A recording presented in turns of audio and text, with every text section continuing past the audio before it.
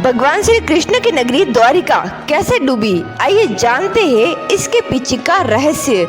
क्या आपने कभी सोचा है एक ऐसी नगरी जो भगवान ने बसाई हो, जो सोने चांदी से बनी हो, जहाँ धर्म, नीति और ज्ञान का वास हो, वो अचानक समुद्र में कैसे समा सकती है। ये कहानी है द्वारिका नगरी की, श्री कृष्ण की नगरी।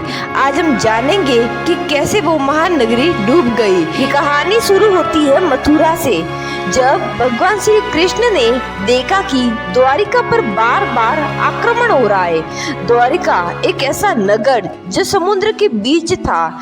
इसे विश्वकर्मा ने बनाया था, जहाँ सोने के महल रत्नों से जड़े थे, द्वार और सुंदर झीलें थी। यहाँ नगरी मानव और देवताओं के बीच संगम थी। द्वारिका में धर्म, कला और युद्ध कौशल अपने चरम पर था। भगवान श्री कृष्ण के 16,108 महल थे और हर एक महल में अलग महलों जैसा वैभव था। हर कोई इस नगरी में रहना चाहता था, लेकिन शायद नियति कुछ और सोच रही थी। कुरुक्षेत्र के युद्ध में जब गांधारी ने अपने 100 पुत्रों की मृत्यु देखी तो उन्होंने भगवान श्री कृष्ण को श्राप दे दिया और कहा कि जैसे मेरा कुल नष्ट हुआ, वैसे ही तुम्हारा यदुवंश भी नष्ट होगा।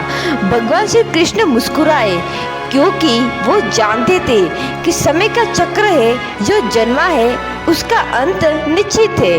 कुछ वर्षों बाद यदुवंश में अहंकार और मतभेद बढ़ने लगा। कृष्ण के पुत्र सांब और अन्य युवराजों ने एक दिन ऋषियों का अपमान कर दिया। ऋषियों ने श्राप दिया, तुम्हारा कुल आपस में ही नष्ट हो जाएगा, और वो श्राप सच हुआ। यदुवंशी आपस में लड़ पड़े और खुद ही एक दूसरे का वध कर बैठे। बलराम ने महासमाधि ले ली। भगवान श्री कृष्ण एक जंगल में चले गए और वही एक शिकारी ने उन्हें हिरण समझकर तीर मार डाला और भगवान श्री कृष्ण का शरीर इस धरती से विदा हो गया। और जैसे ही वो गए, प्रलय की शुरुआत हो गई। समुद्र में लहरें उठी, हवा में आंधी चली, लोग भागने लगे, मंदिर हिलने लगे, समुद्र गिरने लगे। द्वारिका जो कभी देवताओं की भूमि थी, वो कुछ घंटों में समुद्र में समा गई। कोई कुछ ना कर सका, क्योंकि जब समय फैसला करता है तब एक राजा भी मोहर भर बन सकता है।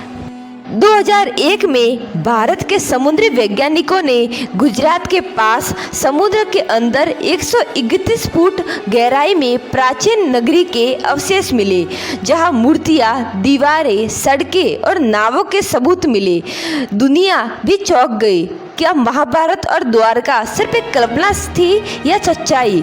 द्वारका सिर्फ एक नगरी नहीं थी, वो एक सीख थी। कोई भी सभ्यता, चाहे कितनी भी महान हो, अगर उसमें अहंकार, अधर्म और मौन पनपने लगे तो उसका अंत तय है। भगवान श्री कृष्ण की नगरी इसलिए नहीं डूबी क्योंकि समुद्र ने गुस्सा किया, वो इसलिए डूबी क्योंकि धर्म ने साथ छोड़ दिया। और जब धर्म साथ छोड़ दे तो समय भी साथ नहीं देता। आज भी द्वारिका समुद्र के नीचे चुपचाप पड़ी है, जैसे इंतजार कर रही हो कि कोई फिर से सीखे क्या होता है जब इंसान खुद को भगवान समझने लगे। दोस्तों, अगर आपको वीडियो पसंद आई हो तो लाइक करें, शेयर करें और चैनल को सब्सक्राइब जरूर करें और कमेंट में जय श्री कृष्ण जरूर लिखें।